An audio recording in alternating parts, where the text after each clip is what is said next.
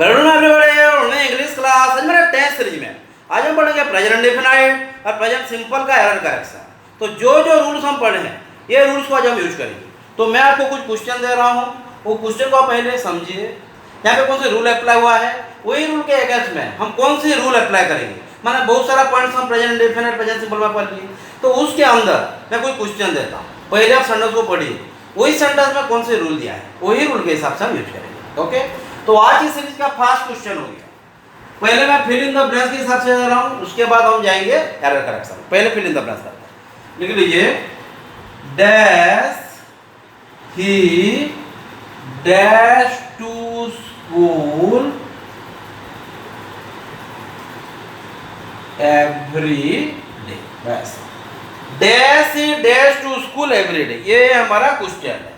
तो आपको समझना है कौन सी रूल अप्लाई हुआ है। ये तो बहुत सारा रूल के अंदर में एक रूल है, एक ही सेंटेंस 50 रूल तो होगा नहीं, ये भी है ना।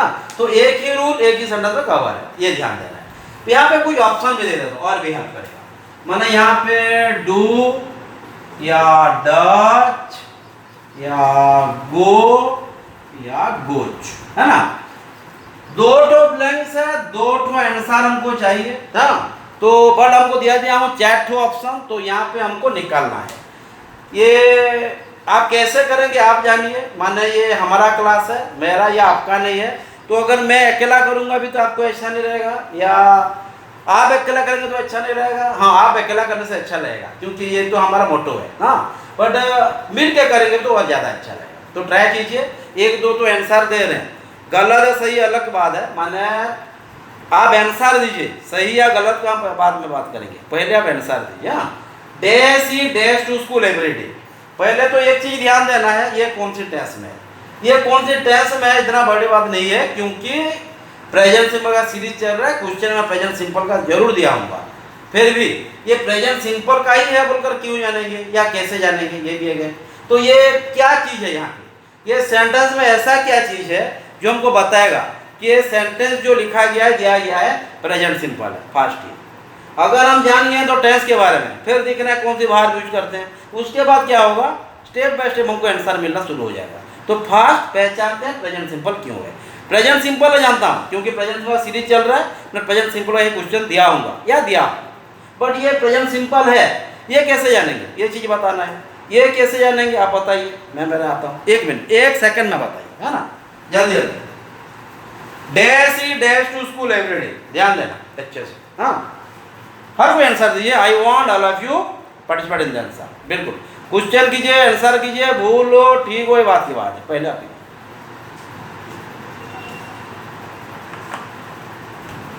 Dash he dash to school every day, very good. Every day लग गया है प्रेजेंट सिंपल, क्लियर।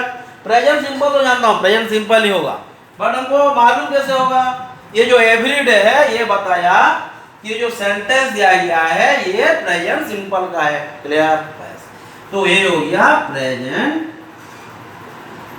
सिंपल। उसके बाद हम आगे जाएंगे। फिर ये माना जो होता है, अगर कोई सेंटेंस है तो ये मेनली डिक्लेरेटिव होता है, नेगेटिव हो सकता है, इंटरोगेटिव हो सकता है, डब्ल्यूआई और इंटरोगेटिव हो सकता है, इतना ही है ना। इंपेरेटिव भी हो सकता है, ऑब्जेक्टिव भी हो सकता है, बट इतना दूर तक हम गए नहीं है। हाँ, स्टेप बाय स्टेप जाएंगे। हाँ, तो यहाँ पे एक है इंटरोगेटिव दे दिया है। तो प्रेजेंट सिंपल में अगर सेंटेंस हो, इंटरोगेटिव हो, तो हम डू और डज लगाना तो फिर कंपलसरी है। मैं नहीं बोलूँगा डू डज दोनों लगाएंगे, आइदर डू और डज लगेगा। तो यहाँ पे डू लगेगा डज लगेगा, पहले यहाँ चलते हैं, उसके बाद सेकंड ब्लैंक हो जाएंगे, स्टेप बाय स्टेप जाता है। क्या होगा, डेफिनेट हम यहाँ डू या लगाएंगे डज लगाएंगे, ये बताता है हमका जो पर्सन यूज किया गया। कौन सी पर्सन यूज किया गया है, थर्ड पर्सन सिंगुलर।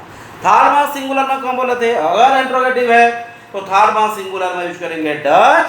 अगर वो फर्स्ट पर्सन सिंगुलर प्लूरल हो, सेकंड पर्सन सिंगुलर प्लूरल हो या थर्ड पर्सन प्लूरल हो तो हम यूज करेंगे डू। इतना तो यहाँ तक जाना नहीं है, यहाँ से हमको मिल जाएगा, क्लियर। तो यहाँ पे ही है तो क्या यूज करेंगे, डू और डज तो कंपलसरी है, डू और डज। तो यहाँ पे क्या हो जाएगा, क्लियर। तो उसको काट देंगे, काम खत्म। हाँ, तो हम बेटा देंगे। अगर जो नियर है उसको रखने का मतलब नहीं है, ओके।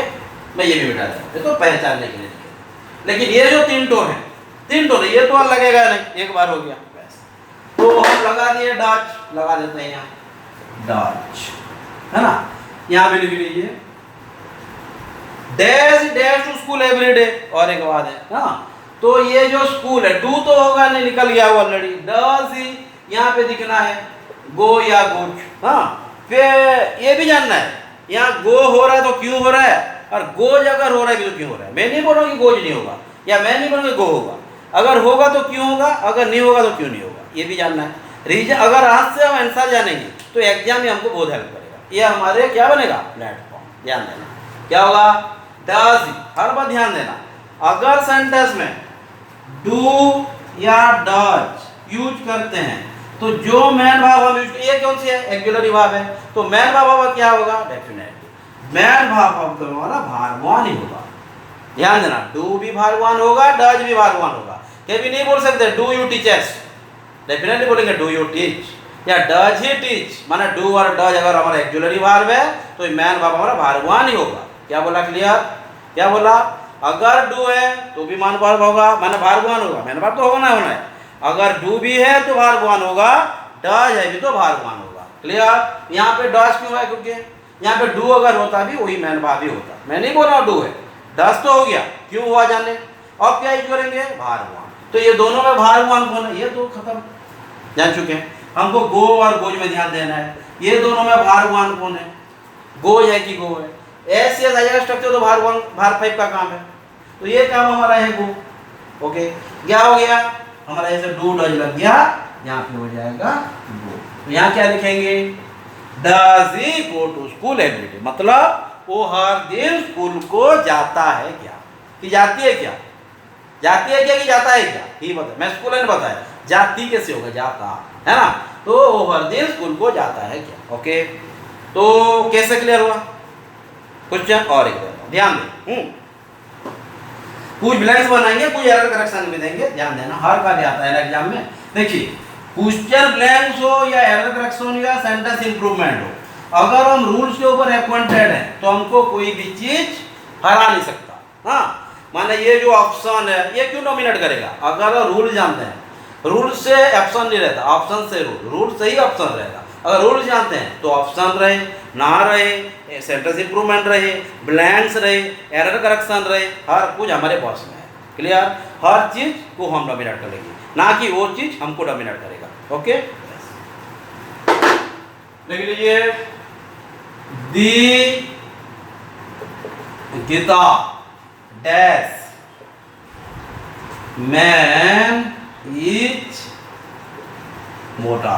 हाँ, तो उसको पहले समझ लेते हैं, मैं हिंदी में क्या बोल रहे हैं, दी गीता मैंने बिल्कुल दी लगा है गीता, भगवत गीता, भगवत गीता कहते हैं कि मनुष्य मरणशील है, उसका मतलब जो भी प्राणी पैदा हुआ है, मैंने जन्म लिया है, मृत्यु सुनिश्चित है, नोबडी कैन स्टॉप, माने उसको मरने से कोई बचा नहीं सकता।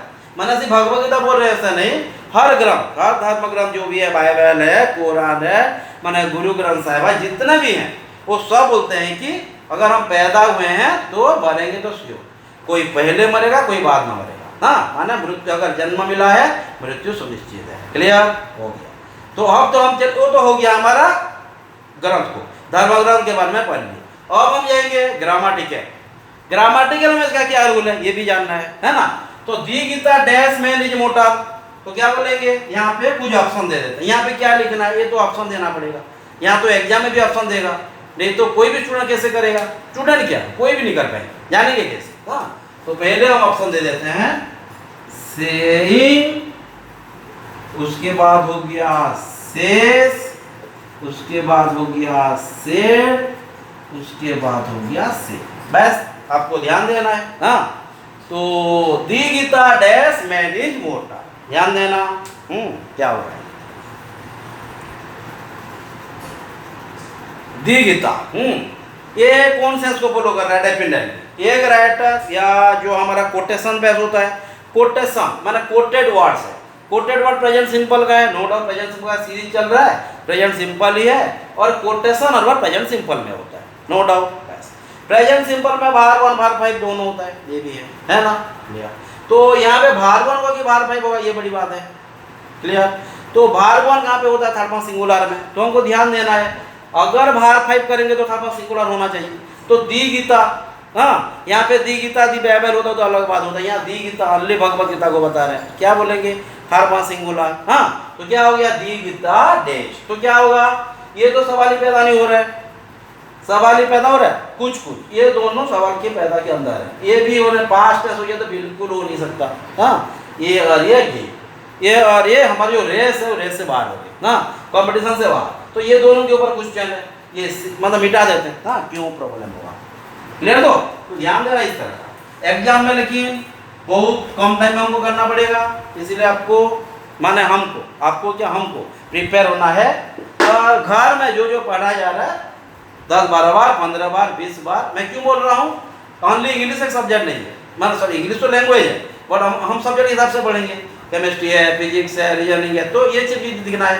तो इसको दिखने के बाद उनको भी ध्यान देना है। फिर भी टाइम टेबल बनाना है हमको। हाँ एक 24 आवर्स तो सोते, 24 आवर्स थोड़े रहता है, विद इन 10 to 15 आवर्स के अंदर आप एक टाइम टेबल बनाइए। 8 to 10 घंटे मेहनत करना है, तो ये 2 घंटा रहना है। मैं मेरा सब्जेक्ट का बात कह रहा हूँ बस। दूसरा सब्जेक्ट दूसरा सर्च कर है ना। तो दिगिता डैश मैन इमोटर क्या होगा? दिगिता था अपना सिंगुलर हो गया, तो हम यहाँ के लगेंगे भार 1 के साथ एस, ई एस और आई एस। कहाँ पे एस होता है, कहाँ पे ई एस होता है, कहाँ पे आई एस होता है, बहुत दिनों से पढ़ चुके हैं, ये बड़ी बात नहीं है। बड़ी बात यहाँ पे है, ये भार 1 पे एस लगाएंगे या एस है आई एस, या लगाएंगे कि नहीं, ये भी क्वेश्चन है। हाँ ये भार 1 रहेगा, अगर ये ए हो जाएगा तो भार 5 हो जाएगा। भार 1 में अगर एस या आई लगाएंगे तो भार 5 होता है ना, इतना ही। भार 5 1 होगा कि भार 1 होगा? दी गीता थर्ड सिंगुलर है, क्या होगा? भार 5। तो भार 5 में क्या ऐड होता है? S S I S. तो यहाँ पे क्या ऑप्शन है? शेष और से एस वाला है, तो क्या होगा? दी गीता शेष मैन इमोर्टल। क्लियर? ओके, ये सब चीज को ध्यान रखें। और एक दे देते हैं, कुछ डाउट हो रहा है? किस तरह समझ में आ रहा है? घर में पढ़ना है बहुत कुछ, आप जितना पढ़ेंगे इतना सीखेंगे, और जितना पढ़ ले उसके बाद लिखना भी। हाँ मैग राइटिंग है प्रैक्टिस, जितना बार लिखेंगे इतना हमारा दिमाग प्रिंट होगा, पॉलिश होगा, कंसेप्ट क्लियर होगा। टाइम कितना हुआ? 12 मिनट्स। हमको 2 मिनट्स को भी टाइम को देख के भी करना है ना। और ये number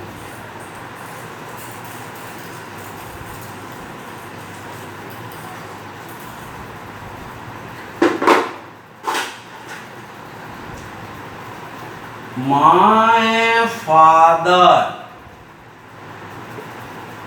always dash his what, है ना? ध्यान दो, सिंपल। तो यहाँ तो मालूम नहीं होगा हमको, तो ये क्या है? ये तो चल गया ऑलवेज what, ऑलवेज दे दिया है, माना सिंपल प्रेजेंट है। और सिंपल प्रेजेंट मैं दूंगा क्योंकि हमारा सिंपल का सीरीज चल रहा है। बट ये प्रेजेंट सिंपल क्यों हुआ, ये भी जानना है ना। प्रेजेंट में सीरीज चल रहा है, कल फिर पास्ट को चले जाएंगे, तो ये थोड़ी ना पास्ट हो जाएगा, ये तो नहीं होगा, वही प्रेजेंट ही रहेगा। तो ये प्रेजेंट क्यों है, ये भी जानना है। ऑलवेज है इसलिए प्रेजेंट हुआ, ये है ना कि आज का प्रेजेंट सिंपल का सीरीज चल रहा है इसलिए प्रेजेंट है, इसलिए तो नहीं है ना। प्रेजेंट सिंपल का सीरीज चल रहा है इसलिए नहीं है, प्रेजेंट सिंपल सीरीज चल रहा है इसलिए मैं प्रेजेंट सिंपल क्वेश्चन दे सकता हूँ, ये हो सकता है। ये ध्यान है। तो my father always dash is what, तो हम ऑप्शन दे देते हैं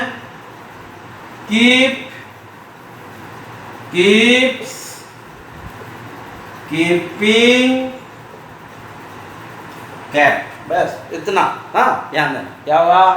my father dash is what, माने इसका मतलब क्या है? कीप माने रखना, माने पापा जो भी वादा करते हैं अपना वादा को रखते हैं ना, माने जो भी बोल देते हैं अपना जो बोलने का जो माने बात है उनको बात को रखते हैं, माने उनका जो बात और काम करने का ढंग एक है, माने जो बोलते हैं वही करते हैं। उसके मतलब अगर लिटरली बोलेंगे वो जो बोलते हैं वही करते हैं। माने जैसे मैं लास्ट क्लास में बोला था प्रेजेंट इंडेफिनिट का सीरीज हमारा खत्म हो गया, नेक्स्ट क्लास होगा प्रेजेंट इंडेफिनिट का एरर करेक्शन, और मैं पढ़ा था आपको और कुछ, तो क्या बोलते हैं? सर बोलते हैं करते हैं, तो अलग होगा। ये इस क्वेश्चन के ऊपर में नहीं रहेगा। यहाँ पे क्या है?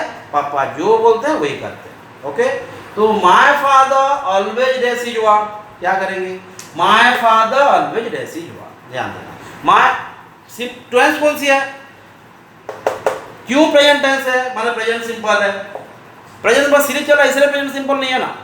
सिंपल सीरीज तो कल फिर चेंज हो जाएगा, ये बड़ी बात नहीं है।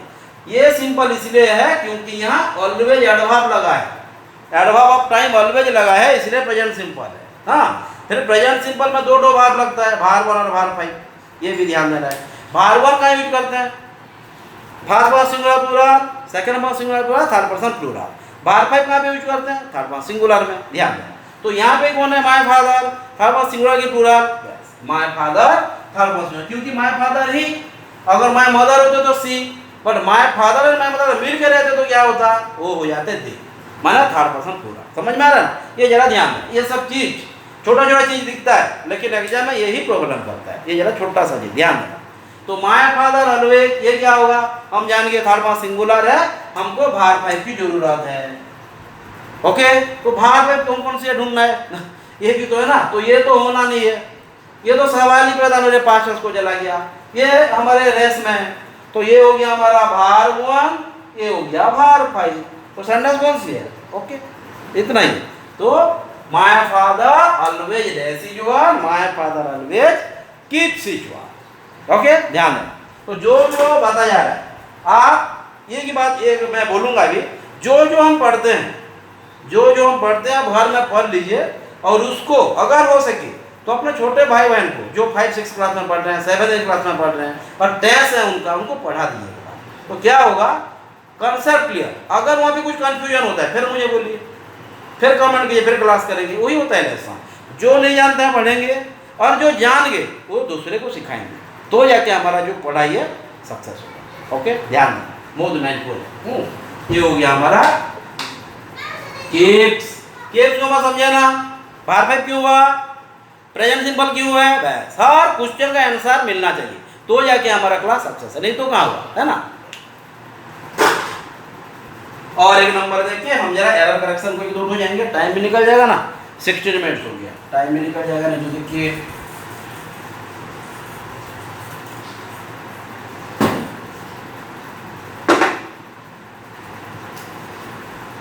वाटर वेपर, ध्यान दें, water vapour dash to form clouds. ध्यान देना, ये मैं जो क्वेश्चन दिया, ये क्वेश्चन था आपका इंटेलिजेंस बुरी होगा ना। जो जो भी क्वेश्चन दे रहे हैं वो सब डिपार्टमेंटल एग्जाम में ऑलरेडी आ चुका है, इंटेलिजेंस बुरी होगा। हाँ, ये माना हर कुछ, मैं नहीं बोल रहा यही आएगा, इस तरह का है, रूल कहाँ जाएगा? कहीं नहीं जाएगा। हाँ, 10 + 2 = 12 है, कहाँ पे 8 + 4 = देगा। तो हमको ये समझना है 6 + 6 ही नहीं पढ़ना है, हमको 8 + 4 भी पढ़ना है, 10 + 2 भी पढ़ना है, और 9 + 3 भी पढ़ना है। एक रूल पढ़ेंगे तो एग्जाम में अगर आया प्रॉब्लम हो जाएगा दूसरा वाला, तो हर चीज़ को ध्यान दें। ओके, इंटेलिजेंस बुरी हो, कब LIC में आ जाएगा, GIC में आ जाएगा, IAS में भी ग्रामर का बहुत सारा क्वेश्चन आता है, सिविल एग्जाम में भी। तो ये ग्रामर अगर नहीं जानेंगे तो बोलता हूँ हर कुछ वही प्रॉब्लम है, तो ग्रामर तो जानना ही जानना है, ग्रामर नहीं जानेंगे तो कुछ भी टच नहीं कर पाएंगे डेफिनेटली। तो water vapour dash to form cloud, ये तो डिपार्टमेंट का बात है, मैं जरा आगे के लिए ये बेटा देते हैं ना। आज इंटेलिजेंस में आ जाए, और कहीं और कहाँ पे आएगा? तो water vapour dash to form clouds, तो ऑप्शन दे दिया है CONDENSI condensing, CONDENSCD condense, CONDENSCS condenses, CONDENSC condense। मैं क्यों प्रोनाउंस करके बोलता हूँ, आप भी ऐसा कीजिए, बोल बोल के लिखिए। माने क्या होगा, स्पेलिंग मिस्टेक भी आता है, एरर करेक्शन में स्पेलिंग मिस्टेक का भी सेशन दे देते हैं, मेनली बैंक्स एग्जाम में। ऐसा नहीं, आजकल CGL में भी वो दे रहा है, तो ध्यान देखिए, स्पेल को बोल बोल के, कमीशन, प्रोनाउंसिएशन, ये सब स्पेलिंग मिस्टेक में बहुत सारा आ जाता है, देखिए। तो water vapour dash to form clouds, तो मैं तो 2-3 बता दिया हूँ, ये आप करिए, माने अकेला करने से नहीं आएगा, मिल के कीजिए, मैं अकेला बिल्कुल नहीं जा रहा हूँ। हाँ, जल्दी जल्दी, water vapour dash to form cloud, ये तो इजी है, जानते हैं, और EVS में बहुत बार पढ़े हैं, सब पढ़े हैं ना। तो सिर्फ हमको ग्रामेटिकल सेंस को जानना है, ग्रामेटिकली क्या हो यही जानना है।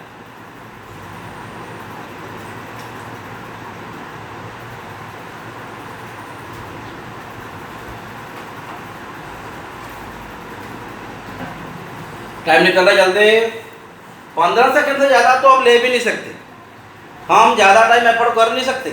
हाँ, 15 सेकेंड हमारे लिए माइल है, ध्यान देना। टाइम कितना हो गया? 20 मिनट्स। और 10 मिनट्स के अंदर आपको कुछ एरर करेक्शन भी करना है, ये भी ध्यान देना है ना। Water vapour dash to form clouds, water vapour, बिल्कुल वाटर वेपर का थर्ड पर्सन सिंगुलर आ गया। हाँ, तो यहाँ पे डेफिनेटली भारत है की जरूरत है। और ये कौन से टेंस है कैसे जानेंगे? प्रेजेंट सिंपल है, मैं भी जानता हूँ प्रेजेंट सिंपल है। प्रेजेंट सिंपल सीरीज चल रहा है इसलिए प्रेजेंट सिंपल है नहीं बोल रहा हूँ। ये प्रेजेंट सिंपल इसलिए है क्योंकि यहाँ पे जो सेंटेंस लिखा है ये सेंटेंस साइंटिफिक थ्योरी या साइंटिफिक प्रिंसिपल के ऊपर बेस है, इसलिए ये प्रेजेंट सिंपल है। ना कि हमारा सीरीज प्रेजेंट सिंपल का चल रहा है इसलिए प्रेजेंट सिंपल है। ऐसा कि भी होता है क्या? ये भी नहीं। हम तो कल फिर फ्यूचर को चले जाएंगे तो फ्यूचर हो जाएगा, ऐसा नहीं है। माने हमको जानना है क्यों है, उसके बाद फिर हम रूल अप्लाई करेंगे, ये जानना है ना। तो आंसर आ रहा है, बट मैं चाहता हूँ I want all of you reply. ये गलत हो सही हो, मैं हर बात बोलता हूँ गलत सही का चिंता मत करना। ये पढ़ाई कर करके प्रैक्टिस कर करके जो गलत होता है सही हो जाता है। हाँ, पर प्रैक्टिस नहीं करेंगे तो कैसे होगा? प्रैक्टिस तो करना है, वो हमारे मुख्य, नहीं तो प्रभु जी पूरा समझ जाएंगे। देखिए हर बात रहते हैं, है ना। तो water vapour dash to form cloud, बिल्कुल ये तो हो गया भारत भाई। मानो एस या साइज का फॉर्मूला लगना है। ओके, तो यहाँ पे कौन है? बिल्कुल नहीं है, ये ही नहीं है। यहाँ पे कुछ कंफ्यूजन आ सकता है, ध्यान देना, बहुत प्रॉब्लम यहाँ से आ सकता है, आपको यहाँ पे ध्यान देना है। क्या हो जाएगा? Okay, condenses, water vapour condenses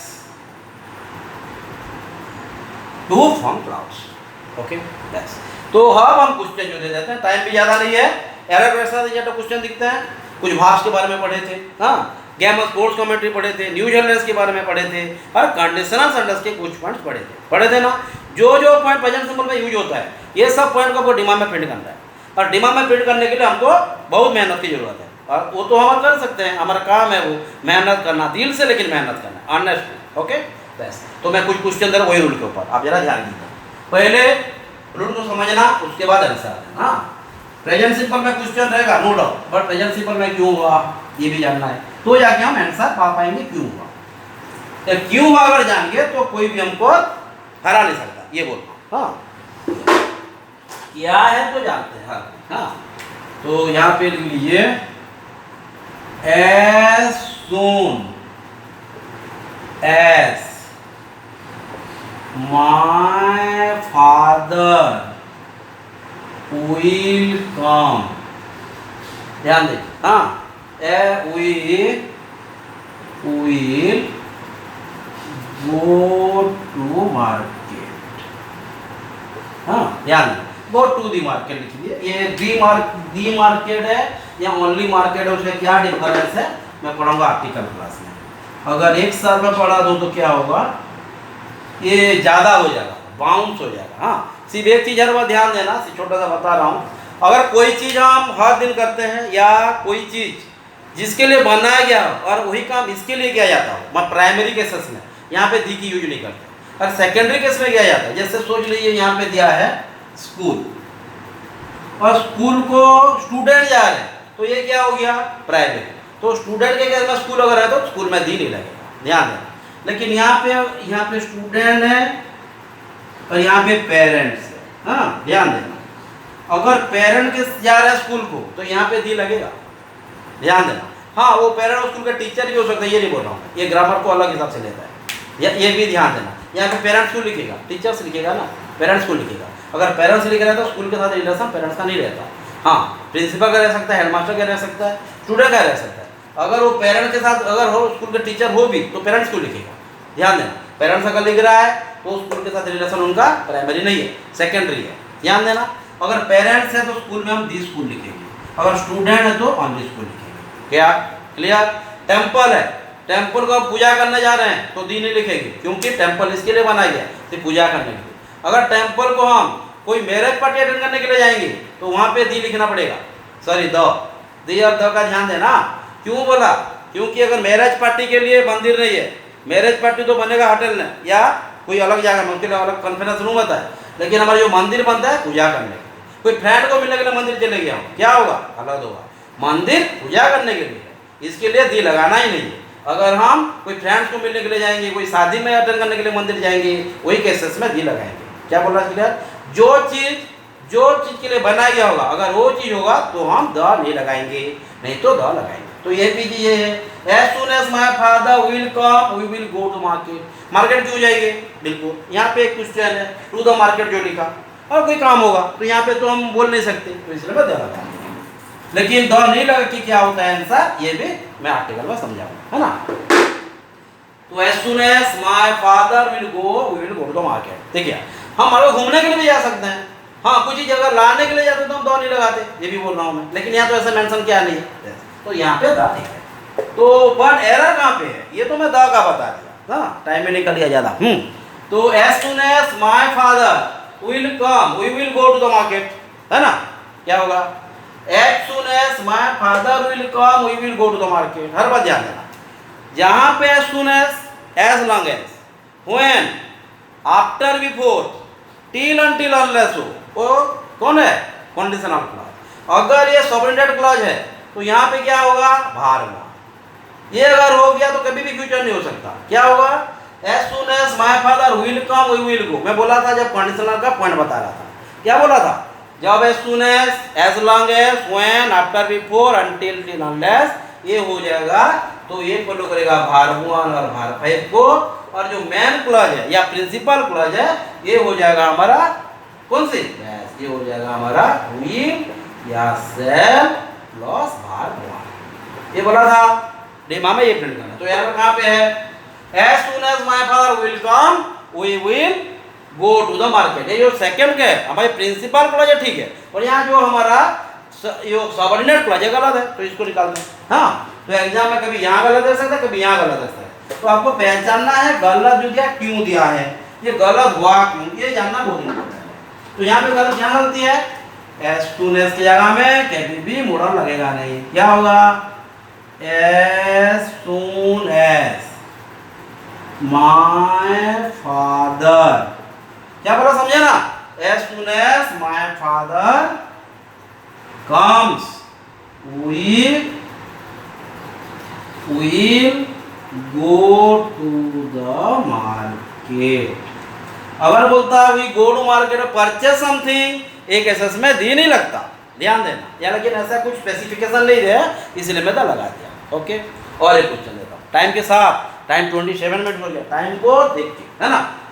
तो कहाँ पे एरर था, क्यों एरर हुआ, कैसे सॉल्व किए, समझा। और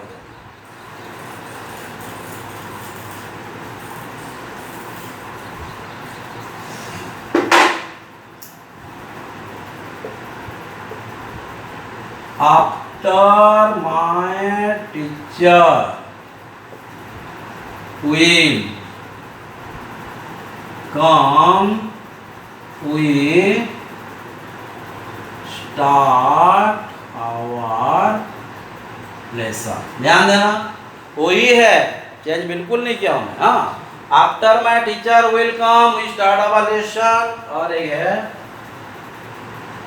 वी will, ध्यान देना, we will be here as long as my father will be with us, है ना। We will be here as long as my father will be with us। यहाँ भी समझेंगे, पहले इसको कवर करते हैं। तो कंडीशनल सेंटेंस से बहुत सारा क्वेश्चन आता है, ध्यान देखिए। हाँ, हाँ, ये तो है सब, ये जो सबऑर्डिनेट पता है क्लियर, प्रिंसिपल क्लॉज या सबऑर्डिनेट क्लॉज, कंडीशनल क्लॉज में फिर पढ़ेंगे, बट ये जो प्रेजेंट सिंपल यूज है ये जरा ध्यान दें। हाँ, after my teacher will come we start our lesson, इसको बाद में जाएंगे, पहले ये सब करते हैं। After my father, sorry, after my teacher will come we start our lesson. तो after my teacher will come, ध्यान देना, आफ्टर लग गया तो ये हो गया हमारा सबऑर्डिनेट क्लॉज। सब में कौन सी टेंस लगेगा, भार 1 और भार 5। एरर है बिल्कुल, यहाँ भी एरर है। ओके, दो तो एरर देते समझने के लिए। हाँ, क्या लिखेंगे, आफ्टर माय टीचर, क्या होगा, काम वही काम से होगा, वही तो लगेगा नहीं, क्या लगेगा, हाँ, तो हो जाएगा टीचर कम्स वी हमारा जो प्रिंसिपल क्लॉज क्या हो जाएगा, फ्यूचर हो जाएगा, we will start our lesson. हो गया। और जो नीचे ये दिया गया है उसका आंसर के लिए हमको मिटाना पड़ेगा। हाँ, तो पहले पढ़ लीजिए। After my teacher will come we start our lesson. After my teacher comes we will start our lesson. माने सार आने के बाद हम हमारा पढ़ाई शुरू करेंगे, नहीं आएंगे तो नहीं करेंगे। वही बोल रहे हैं ना, ध्यान दें। तो after my teacher will come we start our lesson. हो गया। तो यहां तक क्लियर, डाउट नहीं है। वी हाँ, कहां पे दो साइड से रंग था। हाँ, एक्चुअली क्या कंडीशन होता है, सबऑर्डिनेट क्लॉज लेता है प्रेजेंट सिंपल या वर्ब वन और वर्ब फाइव में, हमारा प्रिंसिपल क्लॉज लेता है मोडल वर्ब, माने विल और सेल्फ प्लस वर्ब वन। तो यहाँ पे दो गलत कर दिया था, तो ये हम चेंज किए। ओके, यहाँ पे देखिए we will be here as long as my father will be with us. ध्यान देना, एक तो क्लॉज को पहचानना है। We will be here as long as my father will be with us. यहाँ पे क्या है, वी विल बी हियर कौन सी क्लॉज है, principal clause. As long as my father will be with us, subordinate clause. ये क्या होना चाहिए, प्रेजेंट, माना वर्ब वन और वर्ब फाइव। ये तो ठीक है मोडल्स में, क्लियर। तो हम जरा उसको जरा कुछ चेंज करेंगे। चेंज क्या करना है, आप देखिए टाइम को देखिए। 31 मिनट हो गया।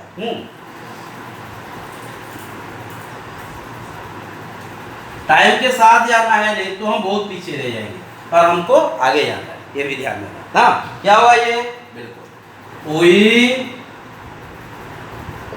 Will be here as long as, we will be here as long as my father is with us. Clear? We will be here as long as my father is with us. पापा जब तक हमारे पास है हम रहेंगे, नहीं तो नहीं रहेंगे। एक ही बात पूरा क्लियर कर, जब तक पापा हमारे साथ हैं तब तक हम रहेंगे, नहीं तो नहीं रहेंगे। ये बता, नहीं तो नहीं रहेंगे नहीं दिया हूं मैं, जरा बता रहा हूं। क्वेश्चन मतलब है जब तक पापा रहेंगे हम रहेंगे, इतना है। टाइम 32, तो और तो टाइम भी नहीं है, निकल गया। तो और एक क्वेश्चन लेकिन दे सकते हैं, क्वेश्चन में दे रहा हूं आपको, होमवर्क आप करके रखें। ओके, क्वेश्चन में साफ नहीं करूंगा बहुत। तो जो जो डाउट हो रहा था, मैं जो कमेंट किए थे सर एक बार एरर करेक्शन करेंगे, कर दिया। और भी करेंगे, लेकिन आप घर में पढ़िए। हाँ, आप पढ़ने के बाद जो डाउट निकलेगा मुझे पोस्ट करना, कमेंट करना, उसके बाद हम फिर क्लास करेंगे। देखिए, my father is thinking that I will do all those work easily. ये फर्स्ट क्वेश्चन, ये आप करेंगे। हाँ, डिस्कस करेंगे नहीं तो। हाँ, उसके बाद